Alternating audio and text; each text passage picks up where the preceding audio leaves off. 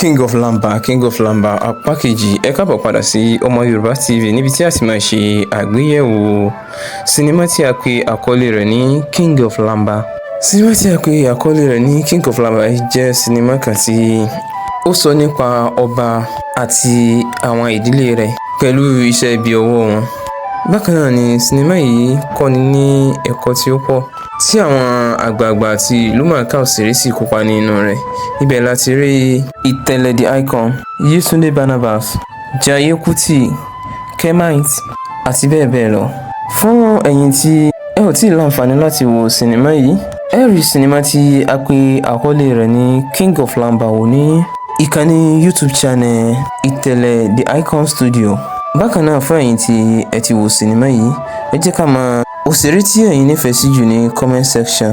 Bí a sì mọ̀ pé jìbìtì àti ọjọ́ àfọ́rá ni ọba fi ń lo ayé. Àmọ́ lẹ́yìn ìgbà tí ó pàdé ọmọbìnrin kan ní àkọ́kọ́, ó lo fọ́mátì tí ó máa ń lò pẹ̀lú àwọn ìyá rẹ̀ àti àbúrò ìyá rẹ̀ láti wá lé ọmọbìnrin yìí jáde lẹ́yìn ìgbà tí ó gba 2 million ní ọwọ́ rẹ̀ tán.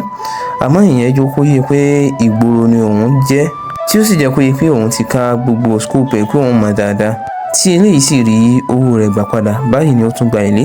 Àmọ́ ọba kò tún dúró, ó tún tẹ̀síwájú nínú ìwà rẹ̀ yìí. Bí ó sì ń wu ìwà yìí náà ni ìyá rẹ̀ ń wu ìwà yìí, tí ó sì ń kọ́ àwọn àbúrò rẹ̀ náà. Yóò jẹ́ kó yé wọn pé ọkùnrin tí wọ́n bá ń fẹ́ tí ò bá ní owó lọ́wọ́ kí wọ́n fi sílẹ̀, àbí èyí tí wọ́n ti fẹ́ ra wọn wọlé gan, tí ó bá ti rí i pé kò ní owó lọ́wọ́ mọ́ kí ó kó ẹrù kúrò ní ilé rẹ̀ ni. Ìwà yìí ni ìyá ọba náà ń wù. Bó tiẹ̀ jẹ́ pé àwọn àbúrò ọba obìnrin méjèèjì yìí ò nífẹ̀ẹ́ sí bí ìyá wọn ṣe ń lò wọ́n láti gba owó lọ́wọ́ ọkùnrin yìí, àmọ́ kò sí ohun tí wọ́n fẹ́ ṣe.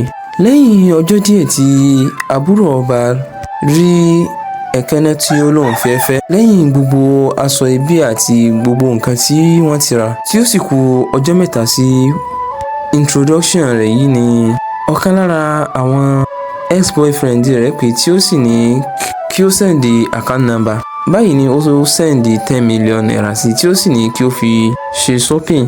Eléyìí ni ó sọ fún ìyá rẹ̀, tí ìyá sì ní kò lè fẹ́ ẹ̀kẹ́nẹ́ mọ́ pé àfi kí àwọn cancel engagement yìí. Bákan náà bí a ṣe mọ̀ pé sinimá yìí parí síbi tí Ọlátóyè ti pọ̀fọ̀ tí ó sì pọ̀ nǹkan sí ọba lẹ́nu lẹ́yìn ìgbà tí ọba àti ìyá rẹ̀ gba 30 million lọ́wọ́ ọmọbìnrin tí a pè orúkọ rẹ̀ ní Ọlátóyè yìí. Ó sì jẹ́ kó yé ọba pé èèyàn ó dé ejò má fìlà kí ó ṣe ayé rẹ̀.